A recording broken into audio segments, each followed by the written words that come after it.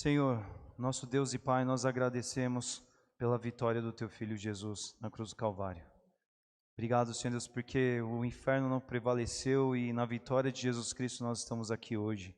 Somos povo Teu, somos filhos da luz.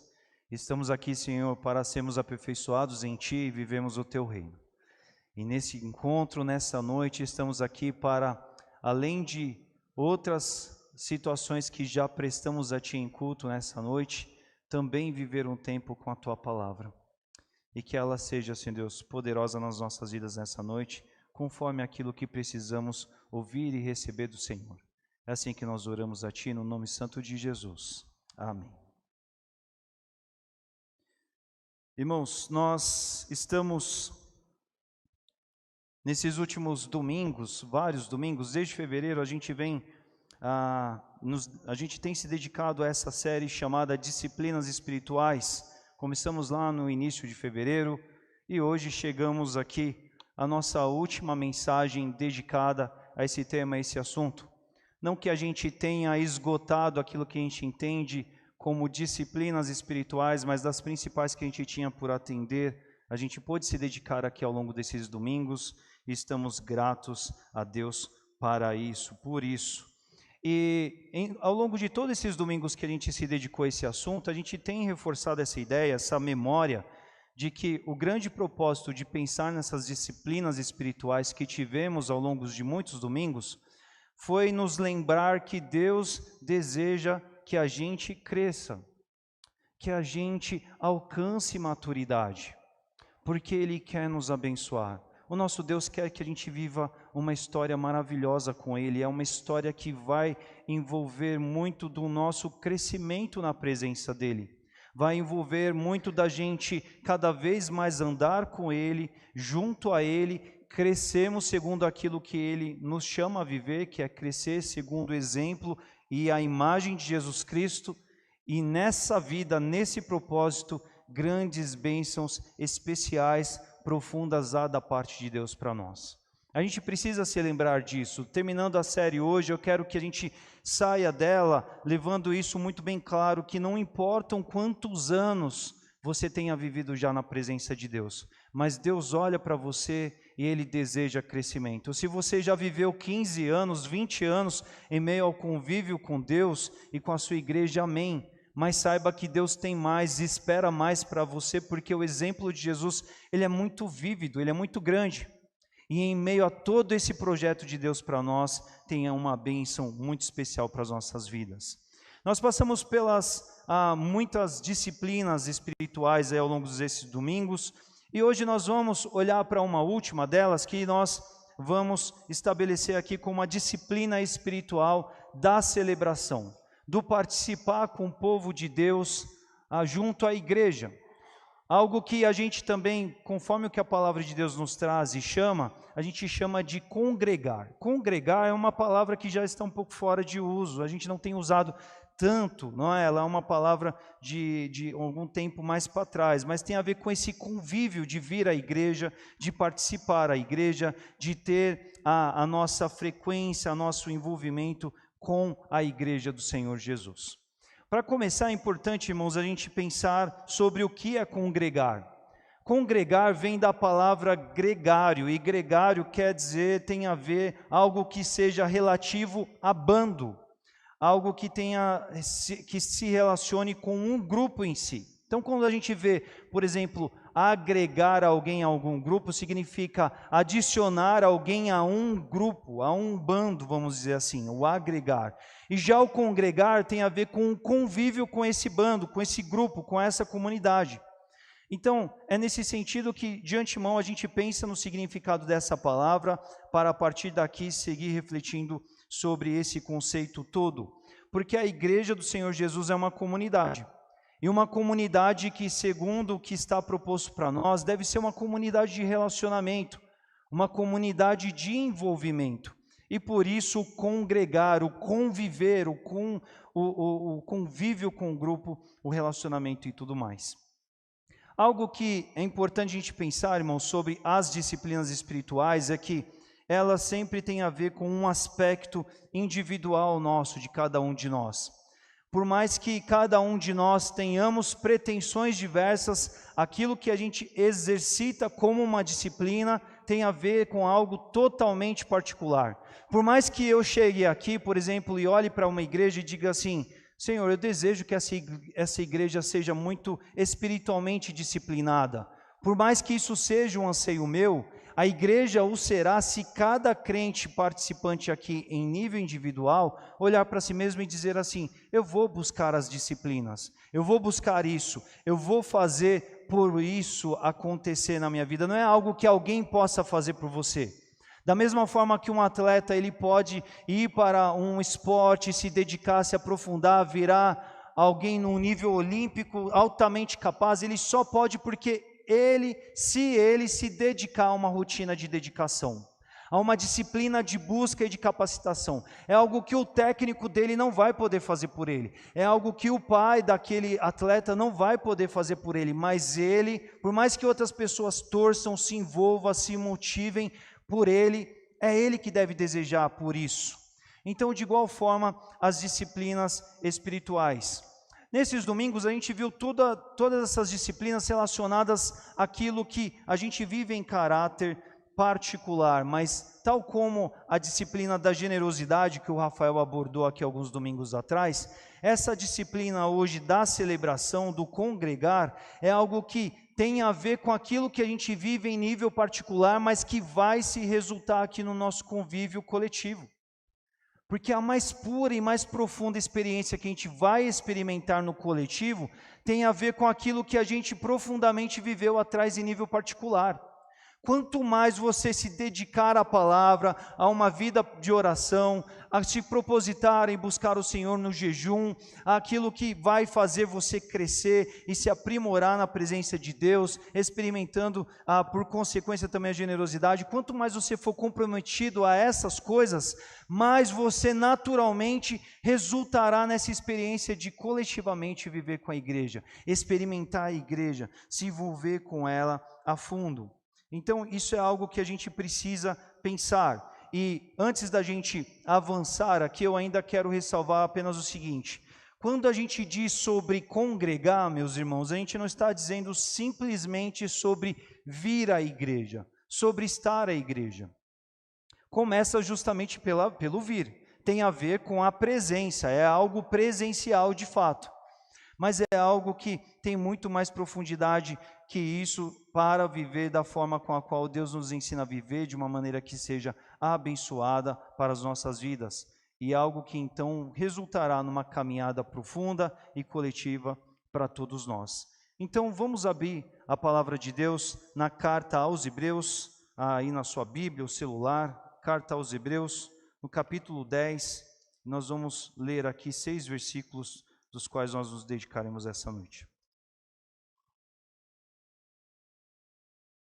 Texto conhecido da palavra de Deus, principalmente relativo a esse assunto do qual a gente vai cobrir hoje nessa noite.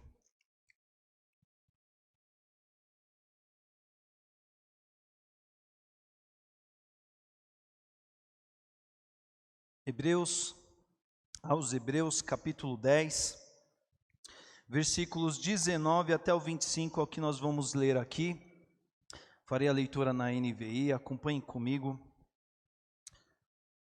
a leitura da palavra de Deus, que diz assim, a partir do versículo 19, título aqui diz um apelo à perseverança. Vai dizer assim para a gente, Hebreus 10, 19 em diante. Portanto, irmãos, temos plena confiança para entrar no lugar santíssimo, pelo sangue de Jesus, por um novo e vivo caminho que Ele nos abriu por meio do véu, isto é, do seu corpo.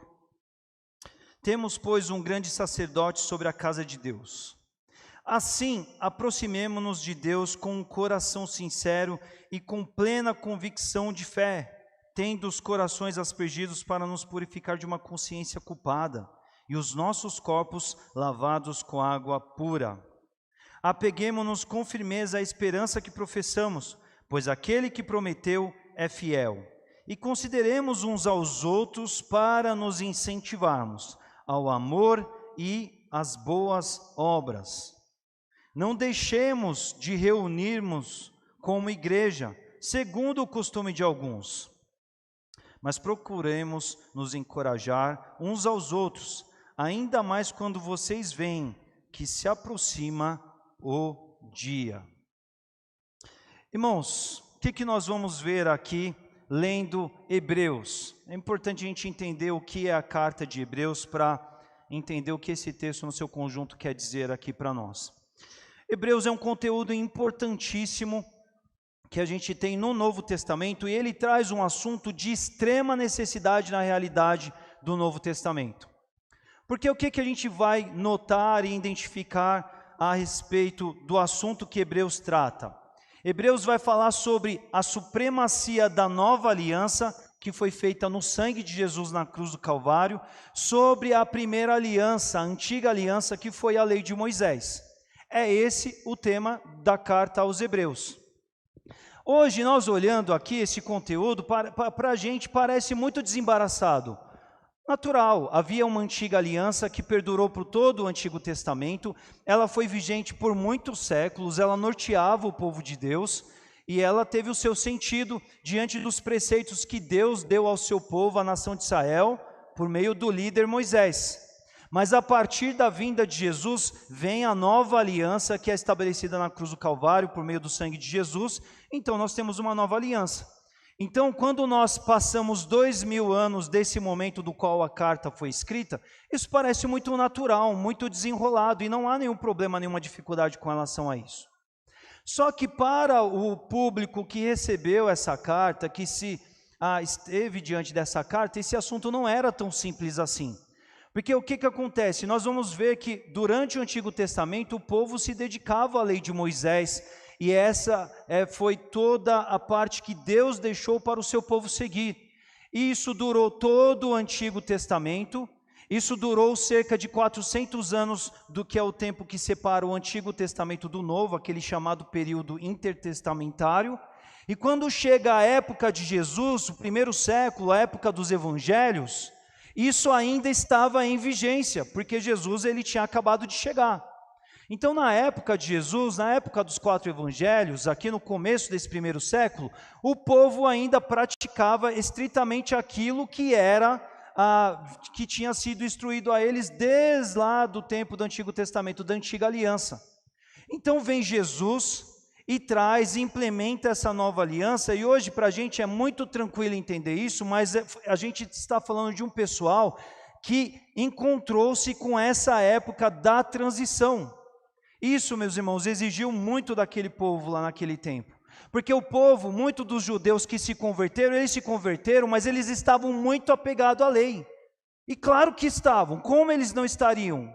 Se tudo aquilo que eles experimentaram como legado, como algo que eles receberam da sua nação Israel, foi exatamente essa lei para exercitarem, para praticarem, para seguirem. É claro que para eles a lei estava muito viva no coração. E quando chega Jesus, eles aceitam, muitos deles vão se converter, vão aceitar Jesus, mas para eles é difícil acatar essa ideia de que uma aliança ficou para trás, na medida em que a outra chegou e se instalou na pessoa de Jesus Cristo. Então é por isso que no primeiro século a gente vai ver muitas vezes, em várias cartas, na maioria delas, das de Paulo, esse problema do judaizar-se, dos judaizantes, aqueles que queriam dizer Cristo é bom, Cristo é maravilhoso, Ele chegou, Ele nos trouxe algo maravilhoso da parte de Deus, mas a gente ainda precisa conservar a lei. A gente ainda precisa trazer aqui as duas coisas. E o livro de Hebreus é esse livro que vai dizer assim, não, algo foi superado quando um novo chegou da parte de Deus.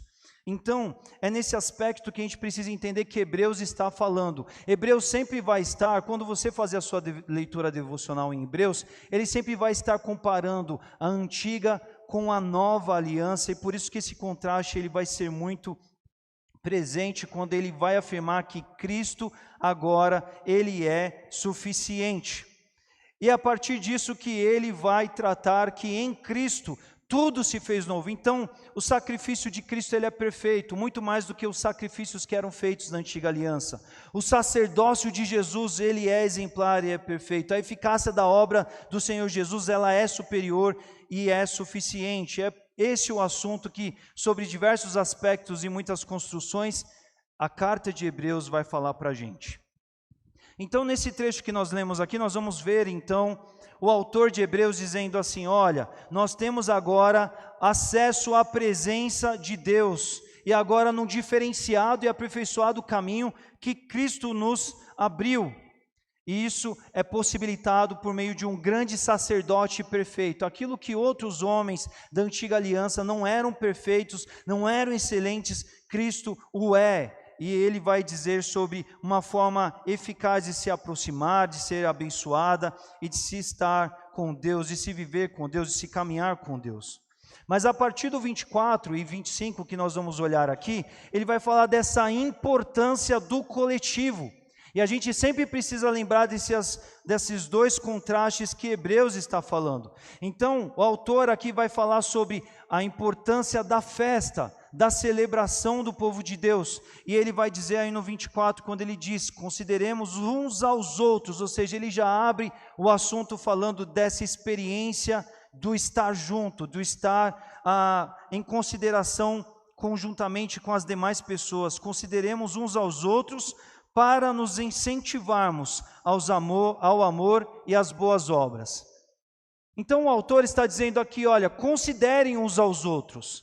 Na experiência da nova aliança, no viver a nova aliança, esse algo profundo que Deus trouxe para nós, possibilitado pelo grande sacerdote perfeito Jesus Cristo, tenham em mente que a grandeza disso tudo é experimentado no coletivo. Considerem uns aos outros. E vão vocês à experiência do amor e das boas obras. Incentivem-se ao amor e às boas obras. E parece aqui uma frase muito pontual, muito direta, mas ela é muito ampla em significado. Porque todas as vezes que na palavra de Deus nós estamos falando sobre amor, amor é esse algo da extrema grandeza. Amor tem a ver com esses dois principais mandamentos que Deus deixou, que Jesus enfatizou acerca de amar a Deus e amar ao próximo. Isso resume toda a lei e todos os profetas, segundo o que o nosso Jesus disse ali na sua palavra. É por isso que ele fala, incentivem uns aos outros ao amor e incentivem uns aos outros às boas obras, porque as boas obras não tem a ver com algo que você faça para você mesmo, não tem a ver com algo que você experimente em nível particular, mas as boas obras têm essa expressão daquilo que a gente vive entre a gente, daquilo que a gente é usado e provocado a ser um instrumento na vida do outro, a promover na vida do outro. Então é por isso que ele vai dizer na sequência, por isso, irmãos, não deixemos de aproveitar isso, de reunirmos, não é? Quando ele diz aí, não deixemos de reunirmos como igreja, segundo alguns têm feito na palavra dele aqui, não é? Ele vai dizer isso, não vamos negligenciar isso, como alguns têm feito, visto que o dia se aproxima. O dia que ele vai dizer aqui tem a ver com o dia da volta de Jesus. Primeiro século, a mensagem do Novo Testamento vai sempre destacar essa segunda vinda de Jesus como algo iminente. E de fato é, não é? Talvez a gente diga assim, mas aquele primeiro século e nem nos outros 19 e 20 séculos Jesus não voltou. Não voltou no âmbito geral, mas voltou para aqueles crentes ali. Aquilo que eles viviam como vida, como oportunidade, em alguns anos de vida terminaram, e Jesus voltou para eles no dia em que eles terminaram a sua vida, a sua existência aqui. Então a mensagem de Hebreus 10, 25 é, não deixemos-nos de reunir como igreja, mas aproveitemos, encorajemos-nos uns aos outros ao congregar-se, ainda mais quando o dia da volta do Senhor estará para acontecer, para ser uma realidade na vida de cada um. Então, irmãos, nós precisamos entender esse texto aqui, observando o que Hebreus sempre provoca a respeito do Antigo Testamento em contraste com o Novo Testamento. A ideia é sempre a gente fazer esse contraste para entender o que a nova aliança vai trazer como benefício, como diferencial nesse novo momento superior que nos é promovido aqui. Irmãos, nós precisamos nos lembrar que no Antigo Testamento o povo de Deus já ia ao templo, lá no Antigo Testamento. Eles iam ao templo para adorar a Deus, eles iam ao templo que não eram como a nossa realidade comum. Na nação de Israel não era assim, cada tribo tinha uma igreja local. Cada cidade da nação de Israel tinha uma igreja local, como a gente tem aqui a nossa, e eles iam lá cultuar. Mas havia um único lugar de adoração, que era o templo que ficava em Jerusalém. Então, naturalmente, eles não iam todas as semanas, eles não iam todos os domingos, eles iam 3 vezes por ano, em 3 festividades, 3 tempos festivos que Deus instituiu para que eles fossem lá. E quando eles iam ao templo para celebrarem esses tempos de festas instituídos por Deus, e eles levavam ali sacrifícios que eram feitos, sacrifícios pela culpa, sacrifícios pelo pecado, segundo aquilo que a lei de Moisés havia deixado para eles. Então era um tempo de celebração, era um tempo de festa, mas era um tempo de necessidade também, porque eles festejavam, mas eles também ofertavam ao Senhor pelos seus pecados. Essa era a antiga aliança lá, que Hebreus inclusive fala. Mas tudo isso eles experimentavam nesse ajuntamento das pessoas. Após o exílio da Babilônia, a gente vai ver que a gente tem uma outra realidade que começa a surgir, que é a realidade da sinagoga, porque o povo que estava exilado lá na Babilônia não podia vir a Jerusalém para adorar. É a partir da Babilônia que começa a surgir esse conceito da sinagoga. Mas ainda a sinagoga era esse lugar de adoração e de busca a Deus e das orações. Essa é a realidade do qual o povo vivia. Mas a partir do Antigo Testamento, quando chega o Novo e a obra de Jesus, isso aqui começa a mudar. Algumas coisas começam a mudar. A ida ao templo permanece como um símbolo da celebração coletiva. Mas agora, essa questão dos sacrifícios que eram feitos segundo a lei de Moisés, agora não serão mais feitos, uma vez que o sacrifício de Jesus foi definitivo para aquele que crê em Jesus. Então essa parte sacrificial ela foi encerrada, mas a importância de ir à igreja permanece, tanto é que Hebreus vai destacar e vai dizer aqui, experiência de ir à igreja, para viver o quê? Esse conceito que o Novo Testamento vai desenvolver de uma maneira muito profunda, chamado do corpo de Cristo. A igreja é a reunião dos salvos que configura o corpo de Cristo. Então tudo aquilo que o povo viveu no Antigo Testamento começa a tomar uma nova forma. E eles passam a viver esse novo chamado, esse novo formato. Uma maneira da gente ver a maravilha desse novo tempo que o Novo Testamento vai nos trazer é quando a gente observa Atos 2, por exemplo. Atos 2 vai falar de um novo jeito de ser igreja que aqueles primeiros cristãos começam a viver. Eles começam ali a ter uma experiência comunitária muito mais aprofundada e evoluída. Porque eles receberam algo novo, eles receberam naquela instância, naquele momento o Espírito Santo, e a chegada do Espírito Santo leva a experiência do ajuntamento das pessoas para um outro patamar, para um algo muito evoluído. Para a gente hoje esse é o nosso normal, a gente já chegou à graça nessa realidade, mas para aquele povo, eles experimentaram algo novo e por isso foi tão avassalador para eles. Então nós vamos ver que no Novo Testamento essa realidade do ir à igreja assume essa experiência comunitária de estar junto. Não existem mais aqueles sacrifícios do Antigo Testamento, mas existe uma experiência relacional muito profunda. É no Novo Testamento que são instituídas, por exemplo, a festa do amor, o ágape, que era naquela ocasião do ágape, todas as semanas, que a igreja primitiva fazia a ceia do Senhor. Mas era uma ceia assim, não era algo muito ritual, muito profundo, ritualístico, segundo o que se era experimentado lá na lei de Moisés. Mas era algo do estar junto, buscando ao Senhor. Mas nesse momento já começa a acontecer um fenômeno que muitos falam nos nossos dias como se fosse muito moderno, mas que na verdade não é. Um fenômeno chamado a desigrejar-se. Por quê? Porque é o que o autor de Hebreus está falando aqui quando ele diz, olha, tem alguns, segundo alguns, eles estão deixando de ir à igreja. E o autor vai dizer assim, não façam isso, não é? Muitos daqueles tempos certamente devem ter parado de ir à igreja com a mesma a contundência que eles iam antes. Por quê? Porque quando você tinha o sacrifício para ofertar, você tinha que ir ao templo.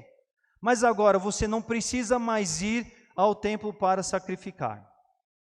E por um outro lado, acontecia ainda uma outra coisa que a gente deve pensar aqui. No Novo Testamento, os gentios, ou seja, aqueles que não eram judeus, começam a ser alcançados pela mensagem do Evangelho. Isso é maravilhoso para os gentios. Mas para muitos judeus isso virou uma pedra no sapato. Muitos judeus orgulhosos que se achavam a nação escolhida por excelência e nunca os outros povos seriam alcançados, se sentem incomodados com isso. Eles são muito experts na experiência deles com a religião, mas começa a chegar na igreja gente que não era segundo os costumes e as tradições deles, gente que precisava ser tratada, gente que precisava ser cuidada, gente que precisava ser ensinada. E adivinha, muita gente que já estava gabaritado na igreja começa a perder a paciência de ter que caminhar com esse povo aí, de ter que aguentar esses novos que estavam chegando, não é? E a partir disso que provavelmente muitos então pararam de ter essa assiduidade, essa entrega, essa ida ao templo, mas é nesse momento que o autor de Hebreus ele vai falar sobre a negligência que não deve ser vivida, que o congregar, o convívio, o relacionamento deve acontecer. E a partir disso as pessoas deviam se dedicar e buscar esse compromisso no seu dia a dia, na sua rotina, como uma disciplina tal qual nós estamos vendo aqui. Irmãos, nós vamos destacar aqui 3 pontos importantes para nós nessa noite. Primeiro que eu quero chamar a atenção aqui a respeito disso tudo. Sobre ir celebrar ao Senhor. Ir à igreja tem a ver com esse conceito de ir celebrar ao Senhor. A gente vai ver que no Antigo Testamento, Deus ensinou o povo dele a fazer isso. Não foi ideia de Moisés, não foi um insight, uma ideia, uma possibilidade. Alguém falou assim, olha, talvez seja legal a gente ir a Jerusalém adorar. Não foi alguém que deu uma dica para Moisés e falou assim, que tal se a gente fizer 3 festividades, 3 idas ao ano lá a Jerusalém? Foi Deus que ensinou o seu povo a ir à casa dele.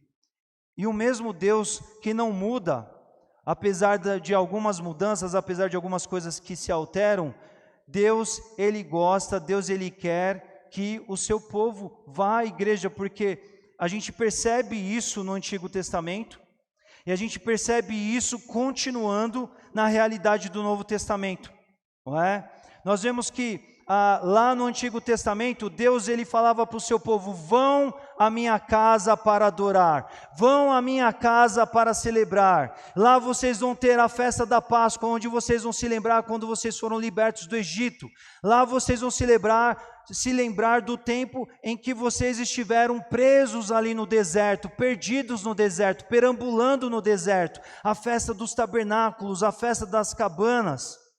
São 2 festas que Deus estipulou. Outra festa que Deus estipulou é a festa de Pentecostes, a festa da colheita, porque Deus falou assim, quando vocês colherem, quando vocês alcançarem o fruto do trabalho de vocês, vão à minha casa agradecer, vão à minha casa festejar, vão à minha casa fazer festa, porque eu tenho cuidado de vocês.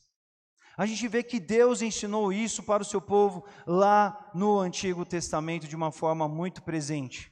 A gente vê que Deus ele tem uma história com o seu povo, com a nação de Israel, e é o Deus que ensinou o seu povo a buscar, a celebrar, a ir à casa dele. E é o Deus também que no Novo, por meio dos seus servos, ensina essa prática importante que deve ser permanecida. Se a nação de Israel ia a Jerusalém para adorar, no Novo Testamento o povo de Deus permanece por meio do ministério da igreja, por meio da igreja primitiva, por meio do trabalho dos apóstolos, a ida, a busca, ao congregar, ao participar em meio à igreja. Um povo que se reúne junto a Ele em meio à adoração coletiva. Nós precisamos nos atentar disso, irmãos. Deus gosta disso. Deus nos ensinou a isso. Deus vê importância para isso. E se Deus nos levou a essa instrução, é porque Ele quer nos abençoar.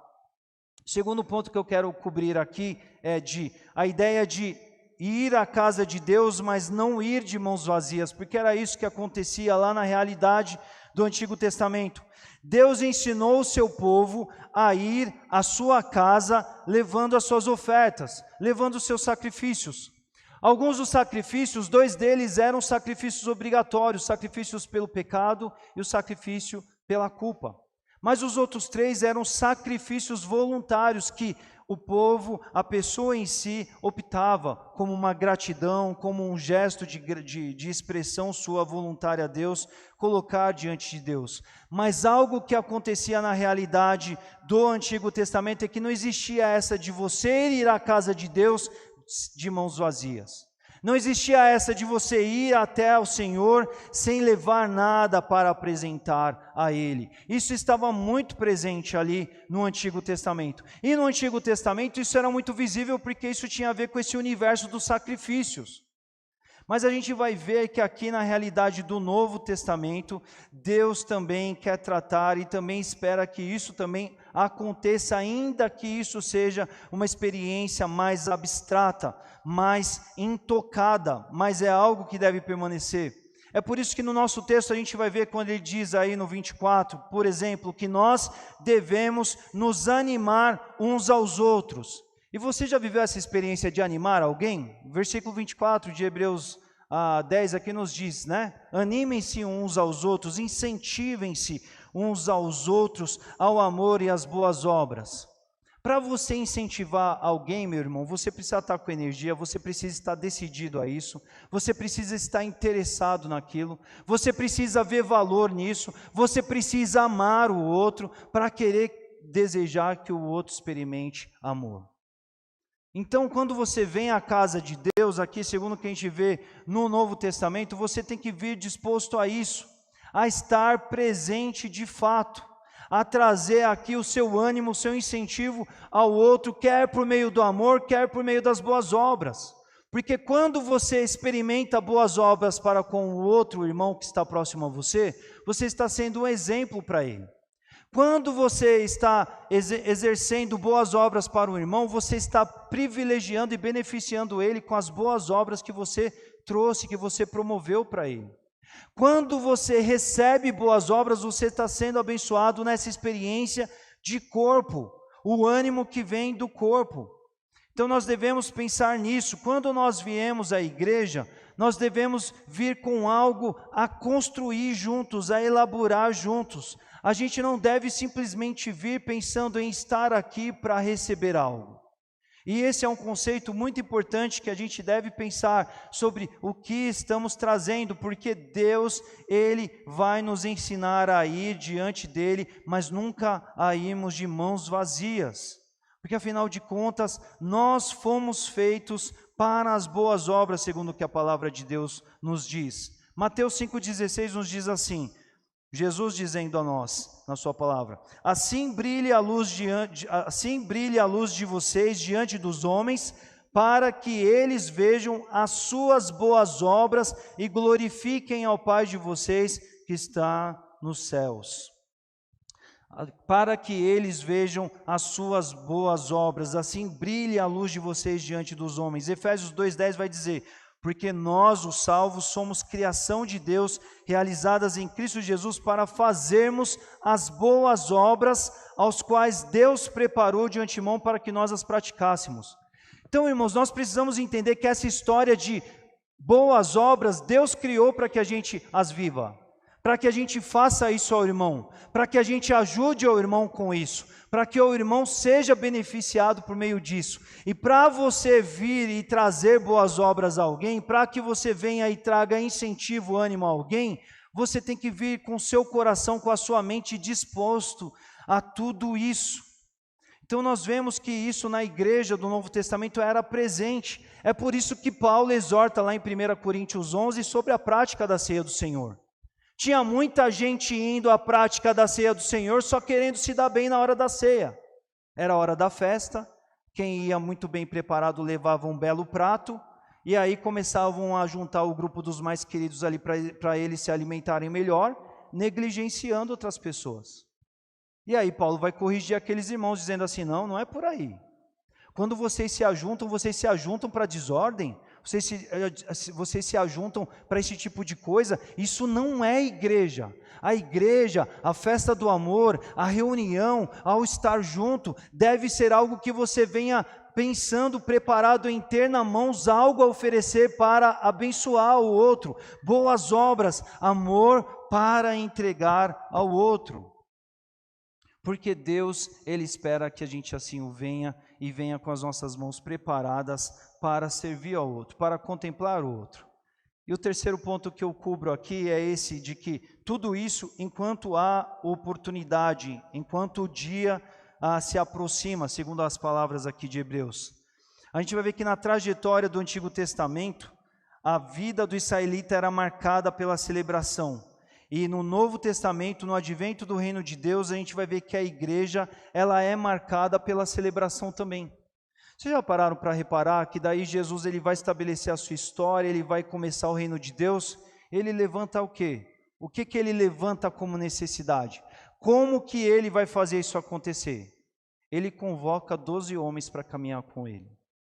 Ele não organiza uma grande organização, ele não monta um grande comitê judaico, cristão, do novo tempo, ele não se articula de alguma estrutura, não, mas ele chama pessoas para conviverem, para aprenderem, para ouvirem, para viverem a comunhão, para terem em comum, para se ajudarem, para se construírem, para se motivarem na caminhada em comum. Isso é Jesus.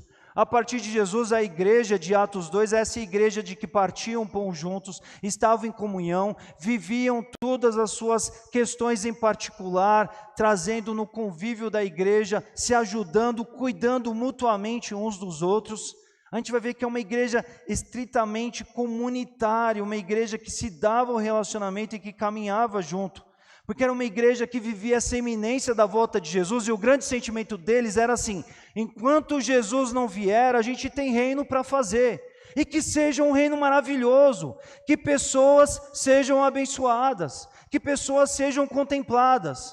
Dentro das palavras de Hebreus aqui, é como se fosse dito assim: olha, enquanto Jesus não volta, que a gente exercite mais e mais das boas obras, que a gente flua muito mais do amor, que a gente seja excelente nisso, para a igreja de Cristo ser um lugar marcante, profundo, um lugar gostoso de se estar, um lugar onde se achega a Deus, um lugar onde você chega meio sem saber por que chegou e como chegou, mas daqui a pouco você está totalmente envolvido com aquilo. Aquele amor é contagiante, aquele amor é convidativo, aquele amor, ele é estimulante, ele te chama para mais. É por isso que a igreja de Atos, ela caía na graça do povo. Porque o povo olhava para aquilo, estando ali, diante dos olhos deles, eles falavam assim: tem algo muito especial acontecendo ali.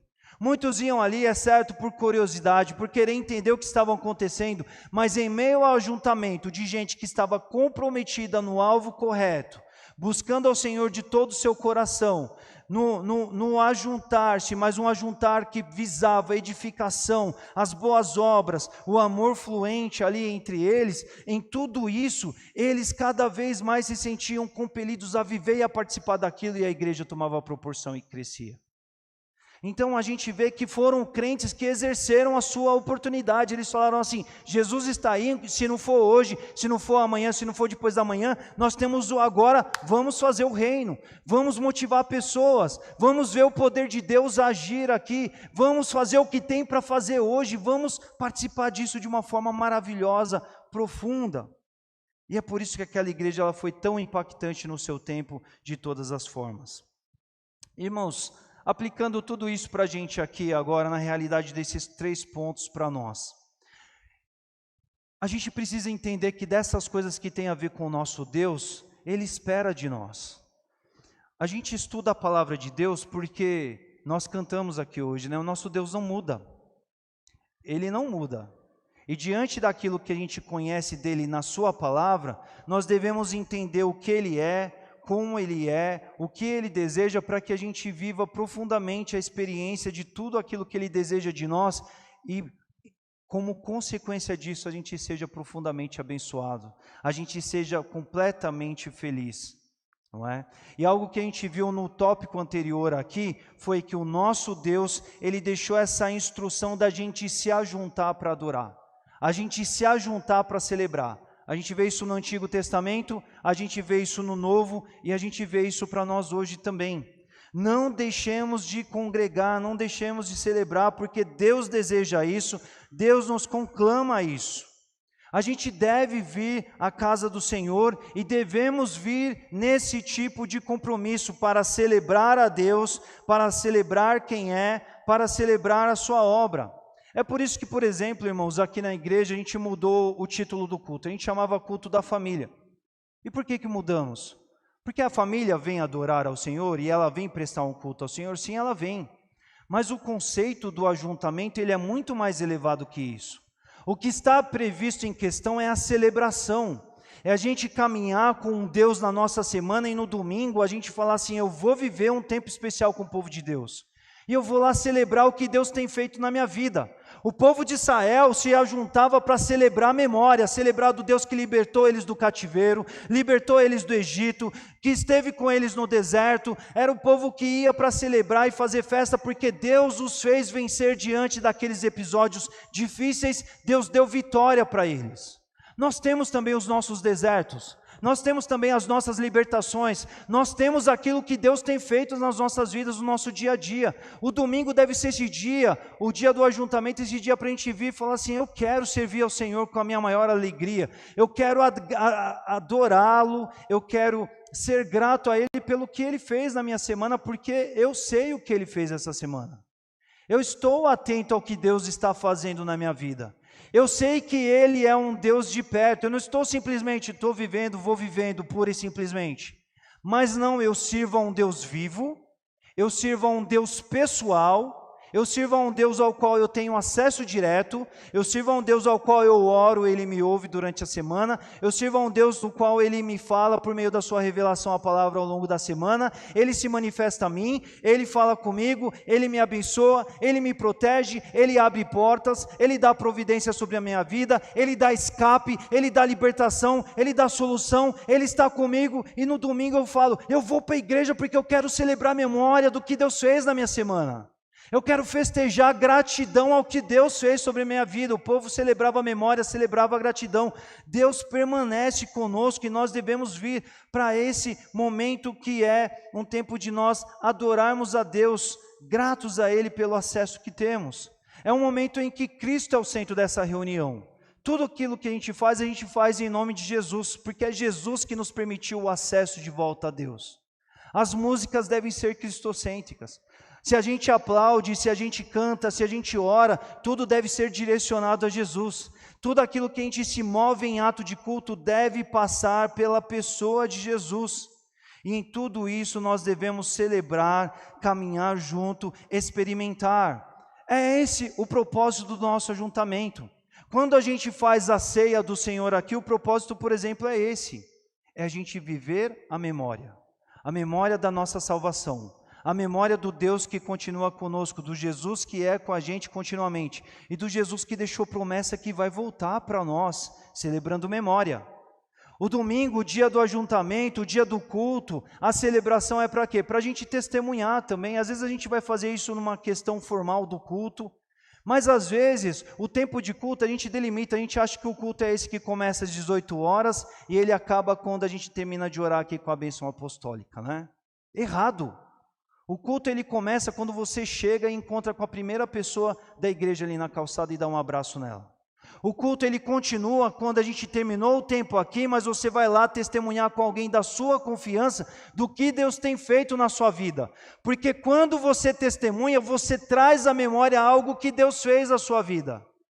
E você motiva e anima a fé dele, porque você está, em outras palavras, dizendo assim, ei, sabe o nosso Deus é vivo.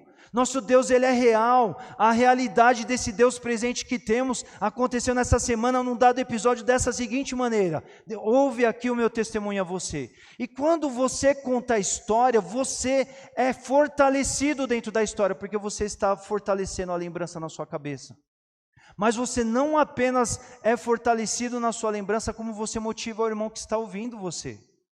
Olha a importância, por exemplo, da gente testemunhar com os irmãos, dividir momentos, participar com eles aquilo que a gente tem vivido nas nossas vidas. Porque em meio à memória, em meio à partilha, você dividiu com alguém um pedido de oração, depois você traz ali uma resposta de oração, você se alegra com ela, você partilha a vitória em comum que foi sua, mas você estende a ela que intercedeu por você, e aquilo edifica os dois. Porque o ato de culto, ele vai para essas expressões de culto que a gente faz aqui formalmente, mas vai para além delas também de nós que convivemos juntos. Tudo isso para caminhar juntos. Tudo isso com o objetivo de crescer juntos. Irmãos, a gente não vem aqui, não deve vir aqui celebrar só dentro do conceito de passar tempo juntos. A gente passa tempo juntos? A gente passa tempo juntos. Mas o grande propósito é que a gente cresça junto. O cristianismo, ele nos chama para essa experiência da gente edificar uns aos outros, da gente ajudar o outro a ser melhor, da gente provocar crescimento à vida do outro.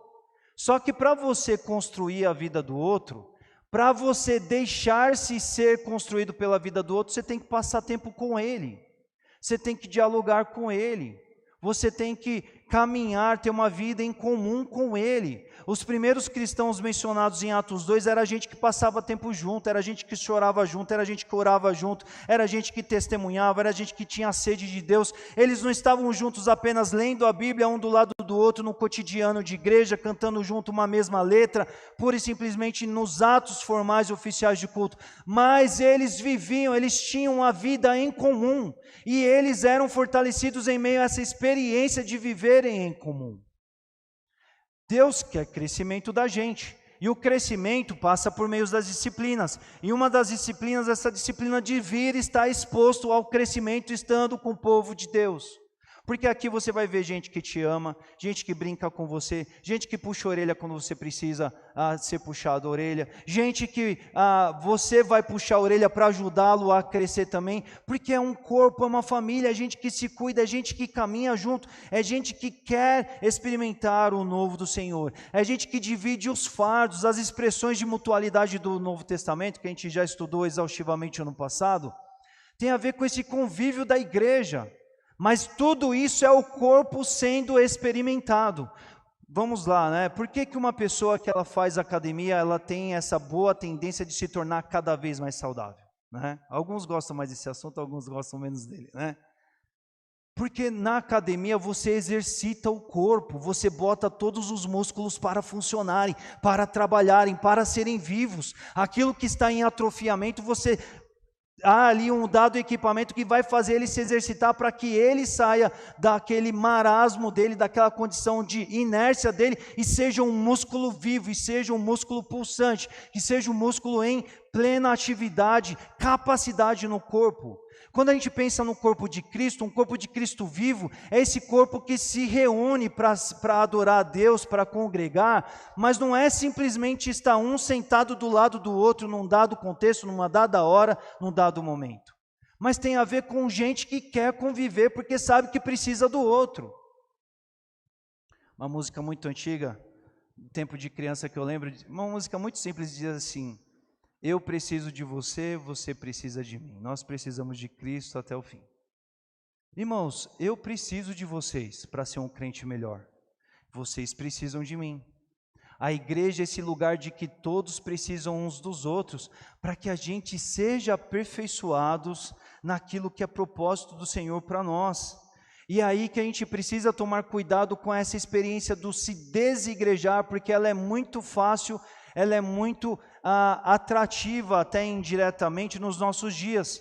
Você vai ter aquele que se desigreja no oficial da coisa, que ele vai dizer assim: eu não vou à igreja, eu vou assistir a live em casa de vários cultos, vou ouvir vários pregadores, eu tenho Jesus no meu coração e isso basta. Você vai ter gente que vai dizer isso no formal.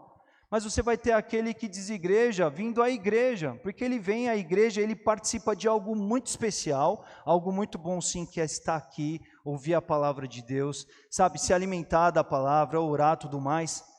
Mas ele não foi à academia, ele não tem vindo a esse lugar de tratamento, de serviço, de benefício, de explosão de possibilidades boas na vida de cada um, na vida de cada crente, não é?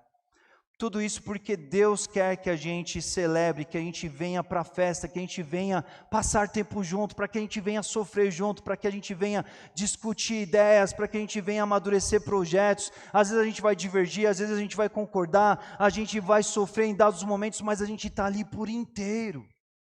E há bênção nisso, não é? Salmo 133 diz que, ó, quão bom e suave é que os irmãos estejam em união, e ali a bênção do Senhor está presente. Quando os irmãos estão unidos mesmo, eles estão num propósito, eles estão juntos e envolvidos uns com os outros. A gente também deve pensar sobre essa ideia de não vir aos cultos, às celebrações, meus irmãos, com as mãos vazias. Isso não tem a ver com o conceito de, todo culto eu tenho que trazer uma oferta, todo culto eu tenho que trazer itens para a nossa ação social que vai beneficiar, que vai privilegiar pessoas, não é? Não, nós devemos vir aqui primeiramente, não é? Exemplificando aqui o que a gente está provocando aqui, a gente primeiramente precisa trazer a nós mesmos, estar aqui para valer, querer estar aqui, vir por completo, vir com a mente, vir com o coração, vir com a dedicação para aquele tempo. Não adianta vir para o culto, trazer o celular e ficar a maior parte do tempo no celular. Não adianta vir para o culto pensando na hora que vai embora, você vai perder o bom especial de estar no culto. Não adianta vir para o culto pensando assim, olha, eu vou vir para esse culto aqui, mas depois eu vou vagar mais uns 2, 3, porque eu já fiz a minha cota do mês. Não vai ser edificante, abençoador para você. Você vai perder a boa parte de vir dessa forma, mas a primeira parte é você vir aqui dentro desse conceito de vir por inteiro, de querer estar aqui, de aproveitar da melhor forma tudo isso de estar aqui. Mas você não deve vir com as mãos vazias, porque o reino de Deus, meus irmãos, a gente precisa entender isso. O reino de Deus não é uma casa de espetáculos. O reino de Deus não é uma casa de shows onde alguns performam e os outros assistem. O reino de Deus é um lugar de serviço, meus irmãos. Eu gosto muito. Nos Estados Unidos, a forma que eles chamam os cultos, aqui no Brasil geralmente a gente chama culto, agora tem chamado celebração e por aí vai. Nos Estados Unidos eles chamam essa experiência do ajuntamento, que nós chamamos de culto, eles chamam de serviço. Os serviços nossos começam às 18 horas. Eu acho isso profundo, eu acho isso muito interessante, porque o conceito é, todos vêm, todos são ministros, todos são sacerdotes, todos servem. Alguém vai pregar, alguém vai tocar instrumentos, alguém vai cantar, alguém vai estar na recepção dando boas-vindas, algumas irmãs vão estar orando aqui, outros vão estar preparando para que o ambiente esteja plenamente bem preparado para receber a todos, outros vão estar atentos com o olhar, ver se alguém está ali numa dada dificuldade, vai lá orar por ele, outros vão tocar a live, outros vão cuidar aqui da gestão dos recursos no dia a dia da igreja, mas todos servem, porque o reino de Deus é um lugar de serviço. Todos devem estar envolvidos dentro dos seus papéis, funções e campos distintos, porque todos fazem parte do mesmo todo, da mesma história. Todos devem servir, porque todos devem ofertar, e ofertar aqui extravasa em muito a ideia da oferta que nós trazemos, o ofertar da vida, o ofertar de tudo aquilo que nós somos. Nós estamos falando aí, ofertar dos dons, dos talentos, das capacidades, das possibilidades, tem a ver com esse conceito de colocar tudo ao serviço do Senhor. Os talentos, as capacidades, daquelas coisas que a gente nasceu com elas, a gente colocar aquilo em favor do reino de Deus, em favor da igreja, do servir ao Senhor. Mas possibilidades tem a ver com esse campo de tudo aquilo que são recursos, meios que a gente tem, que Deus nos abençoa, e que são possibilidades para que a gente sirva também. Dons têm a ver com aquilo que o Espírito coloca nas nossas vidas, quando nós aceitamos a Cristo, Ele coloca para que a gente sirva ao corpo, e tudo isso para a edificação do corpo, tudo isso para a soma do corpo de uma forma plena, profunda e maravilhosa. E tudo isso por quê, irmãos? Tudo isso porque hoje nós temos a oportunidade. Veja, nós não sabemos quanto tempo de vida nós temos, quanto vamos viver. Mas enquanto estamos aqui, Deus nos chama a ter uma vida frutífera, uma vida abençoada de servir a Ele, ao reino dEle. E Ele nos chama a isso porque Deus vai nos fazer muito felizes quando estamos envolvidos em tudo isso, meus irmãos. Mateus 25, 14 a 30, ele vai falar que o reino dos céus é como o homem que se ausentou e concedeu talentos aos seus servos, para serem exercidos e para renderem quando eles estiverem ausentes, não é? E o conceito ali do que a parábola conta, dentro dessa ilustração de Jesus, é que Deus nos deu coisas para que a gente sirva, para que a gente produza, para que a gente faça render. E tudo aquilo que tem a ver com as nossas vidas, tem a ver com isso que Deus nos colocou para que a gente sirva uns aos outros. Não faz sentido Deus te tirar do reino das trevas por meio de Jesus Cristo, te dar salvação, ter promessa para a vida eterna, e você depois ser só aquele que está no modo de aguardo, esperando o Senhor chamar, esperando ir para o céu, esperando Jesus voltar. Porque se quando você é salvo, o Espírito Santo te dá dons para que você edifique o corpo, como você não vai usar esses dons? Como você não vai ofertar daquilo que você tem, que você recebeu do Senhor, para edificar, para abençoar vidas, para trazer saúde e vida ao contexto do corpo? O nosso Deus, Ele enxerga esse ajuntamento, Ele quer fazer algo muito grande por meio de todas as nossas vidas juntos aqui.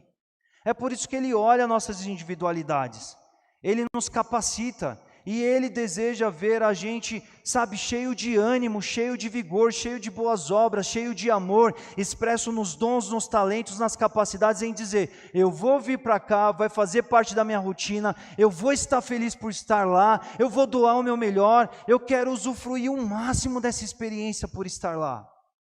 Eu vou render disso que foi colocado sobre a minha vida.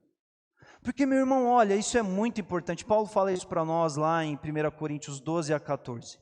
Os dons que foram colocados nas nossas vidas não foram colocados para o nosso orgulho, para dizer assim, Deus me deu esse dom. Quando Deus te deu dons, Ele estava pensando nas outras partes do corpo que haveriam de ser abençoadas por meio da sua vida. Quando você não exercita esse dom, você está pura e simplesmente negando saúde ao corpo, negando a possibilidade do corpo ser abençoado com aquilo que Deus colocou na tua vida. Então tem a ver com a gente entender com essa oportunidade, essa ocasião que enquanto o dia não vem, estamos em posse de vida e vamos servir, vamos ser úteis hoje, porque hoje é o dia, hoje é a oportunidade. Às vezes no ministério a gente ouve umas coisas que não fazem sentido, irmãos. Pessoas que falam assim, pastor, olha, eu estou esperando só aposentar. Daqui uns 10 anos eu vou aposentar e eu vou me entregar para o Senhor. Né? E são pessoas que não sabem às vezes se vão poder chegar lá. Às vezes chegarão, às vezes não chegarão. Mas se você vai chegar lá, com qual vigor você estará quando você estiver lá? O que Deus coloca nas suas mãos para fazer e para fazer conforme as tuas forças tem a ver com hoje. Tem a ver com aquilo que Ele te dá hoje, com a possibilidade que você tem hoje, com o potencial que você tem hoje, porque às vezes a gente está empregando dons, talentos, capacidades para tantas finalidades, e estamos deixando o reino de Deus como segundo plano nessa história, porque a gente não deixa outras coisas para o tempo que a gente não fizer mais nada da nossa vida. A gente vai dar curso porque a gente precisa delas. Por que para o reino de Deus? Por que para abençoar o irmão? Por que para construir a vida do outro? Eu sou remisso, eu tenho limitações, eu não tenho esse prazer de viver tudo isso, de viver essa entrega, de viver esse envolvimento. Hoje é o dia de nos envolvermos com aquilo que Deus colocou às nossas mãos para fazer pelo corpo. E ser igreja, meus irmãos, tem a ver com isso. Ser igreja tem a ver com esse contexto de você vir e vir para servir porque essa é uma grande oportunidade que Deus coloca para todos nós. É a oportunidade de você entender assim, eu vou congregar, eu vou me unir ao bando, eu vou entregar minhas forças, o dia que tiver mutirão eu vou fazer um mutirão, o dia que for uma vaquinha, uma oferta para uma ação específica na igreja, eu vou fazer essa vaquinha, eu vou participar lá, o dia que tiver alguma iniciativa diferente, uma almoção, eu vou estar lá, o dia que tiver alguma outra oportunidade, estarei lá, porque eu tenho prazer em participar disso. Porque isso é reino de Deus, todos servem, todos são chamados, e tudo isso faz parte de uma vida toda devocional vivida aos pés do Senhor. Porque se você busca a palavra de Deus, se você ora, se você busca Ele de todo o coração, lá na sua casa, toda essa rotina de busca a Deus vai te levar a uma sede de querer estar em meio ao povo de Deus e ser útil, e de ser de valor, e de ser de contribuição. Isso vai ser algo prazeroso, algo de alegria, algo de profundo impacto na sua vida. Não é? Ontem eu estava observando isso aqui na nossa própria experiência de igreja aqui. A gente começou aqui cedo, aqui, os embaixadores do rei, trabalho ali com garotos que ouvem a palavra de Deus, louvor, depois vão jogar uma bola, dirigido por um jovem Fabiano, jovem que já foi embaixador e hoje é líder sobre eles, o Silas que foi líder do Fabiano lá junto com eles, ali. Enquanto isso, a Maiara com as meninas estavam ensaiando a dança aqui, não é? Visando um musical que a gente vai ter daqui a alguns dias, visando o que vai acontecer na igreja daqui a alguns dias. Enquanto isso, a escola de música aqui acontecendo, o Felipe com os alunos aqui, treinando gente que está aprendendo música, gente que hoje cedo estava tocando os instrumentos aqui na igreja pela manhã. Enquanto isso, lá à tarde, no mesmo momento, lá na parte do infantil lá, o coral ensaiando o musical que vai se apresentar na Páscoa. Daqui a pouco, a gente estava tendo um curso de Libras aqui acontecendo e tudo mais. Depois do curso de Libras, a equipe de teatro se preparando para o musical que vai haver. Depois do teatro, houve ali um culto com jovens, 3 igrejas participando, um tempo muito gostoso, um tempo muito rico. Acabou aquele tempo ali, quem precisa de carona para ir para casa, como que a gente vai fazer acontecer, quem precisa de ajuda, porque a igreja está acontecendo. Se a igreja é isso, meus irmãos. E em meio a isso, teve coisas que a gente nem fez, porque a gente teve que suspender em meio a várias coisas que a gente estava promovendo. Mas em meio a isso, um doa a voz, um doa a energia porque gosta de dramatizar, o outro simpatiza com o ministério de dança, o outro está lá servindo o garoto, jogando bola com eles, o outro está preparando uma classe de batismo, o outro está ensinando música que depois vai resultar aqui no culto, o outro está forjando gente que vai se comunicar com os nossos surdos que tem limitação de fala. A igreja não para. E a igreja é esse lugar que não é um lugar de uma elite que trabalha, se articula para um monte de gente assistir, mas esse lugar de envolvimento em que todo mundo que está aqui tem prazer de estar aqui. E cada vez que você se envolve mais, você vê valor de estar aqui, você tem prazer de estar aqui. Você olha para dentro de si e fala assim: Deus me deu esses talentos, Deus me deu essas possibilidades, eu vou conseguir unir o útil ao agradável, eu vou abrir mão de algumas coisas porque eu quero somar na causa, eu quero da minha forma, seja cantando, seja pregando, seja dando uma aula, eu quero ajudar pessoas a experimentarem algo bom, eu quero levar boas obras aos outros, eu quero estender amor, eu quero ser exemplo, eu quero ajudar, eu quero construir, eu quero congregar e viver a igreja e toda a causa de Deus e tudo aquilo que ela reserva para a minha vida e para a vida dos meus irmãos. Irmãos, essa é uma disciplina que a gente deve viver e vai viver na medida em que cada vez a gente se comprometer mais com Deus. Na medida em que a gente ame ao Senhor de todo o nosso coração, mas na medida em que a gente viva isso no nível particular, a gente venha para a igreja e faça sentido a gente se envolver cada vez mais. Talvez isso vai envolver alguns passos, algumas mudanças de dia a dia, em alguns contextos, em algumas questões, mas quando começamos a envolver, quando começamos a vir a conhecer, percebemos que quando a gente vai servir junto, a gente conhece mais o outro, a gente divide mais a vida, a gente tem em comum, e tudo isso é um meio, é uma oportunidade que Deus coloca para nos abençoar, para nos visitar, para nos alegrar enquanto estamos juntos. E a partir disso, quanta bênção há da parte de Deus enquanto estamos vivendo igreja. E o detalhe é, Deus quer isso. O detalhe é, Deus planejou isso, Deus nos ensina isso, porque Deus sabe o quanto isso é bom, e Ele quer nos abençoar com tudo isso. Então que Deus te abençoe e te leve nesse caminho de se aprofundar na experiência de ser disciplinadamente comprometido em participar na igreja e viver tudo aquilo que essa caminhada tem a somar, a agregar, a dar a sua vida como participar da igreja, estar junto com o reino de Deus, com o povo de Deus, ter os seus dons, talentos ofertados ao Senhor, ao próximo e viver tudo isso de uma forma maravilhosa. Abaixe sua cabeça, vamos orar nesse instante. Pai, nós agradecemos porque a Tua palavra está colocada diante de nós, diante do que podemos refletir. E o autor aqui do texto sagrado, Pai, ele disse ali àqueles irmãos, e isso ficou para nós, da importância de estarmos juntos, congregando ao Senhor. É certo, Senhor Deus, que temos a nossa busca individual, nossa devoção a Ti, ó Pai, no nosso dia a dia de vida, e isso já aprendemos, já refletimos da importância disso, por meio da busca da palavra, por meio de uma vida de oração, por meio, ó Pai, da nossa intimidade com o Senhor, das nossas disciplinas que nos trarão crescimento, mas esse crescimento, Pai, ele é confirmado, ele é ampliado, estendido, quando a gente se coloca aqui como palco para viver o Teu agir e o Teu poder em meio à realidade da igreja. Esse é o lugar onde o Senhor reúne os teus filhos e diz para nós: festejem, celebrem o que eu tenho feito na vida de vocês, percebam o que eu tenho manifesto na vida de vocês, compartilhem uns com os outros, ajudem uns aos outros, encorajem uns aos outros, animem uns aos outros, amem uns aos outros, sejam cordiais uns com os outros. Chorem com os que choram, alegrem-se com os que se alegrem, mas façam tudo isso juntos, cantem juntos, adorem juntos, ofertem juntos, mas tenham vínculos profundos, tenham tudo em comum, sejam experimentados um pelo outro, na medida em que um e o outro exortam um e ao outro, e faz todos crescerem. Testemunhem uns aos outros aquilo que eu tenho feito a vocês.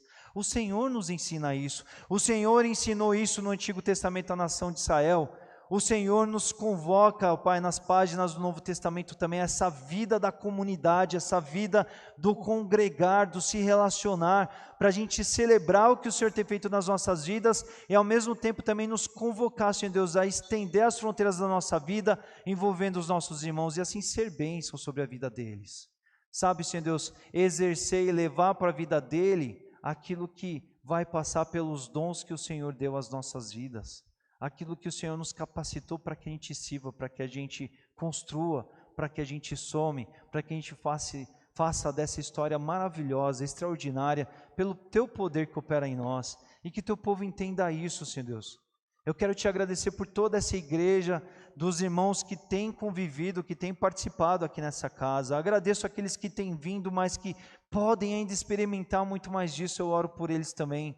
Eu oro por todos aqueles que já têm vivido essa expressão profunda de relacionamento, de convívio, como uma disciplina. E ajude-nos, Senhor Deus, a cada vez mais sermos, ó Pai, os instrumentos do Senhor, uns sobre as vidas dos outros, ó Pai, para que, Senhor Deus, essa igreja seja fortalecida, ó Pai, na Tua graça e no Teu poder, e seja um lugar, ó Pai, de bênção, de alegria, de convívio, de vínculo profundo, um lugar, ó Pai, das mais profundas realizações do Senhor na vida de todos os Teus filhos, por meio da vida de uns e dos outros que convivem e que caminham juntos, Senhor Deus. Que essa seja uma disciplina, ó Pai, em exercício cada vez em maior escala aqui na nossa igreja. Ajude aqueles que ainda não têm tido a oportunidade de viver isso, que se encantem por isso como aqueles que encantados já estão.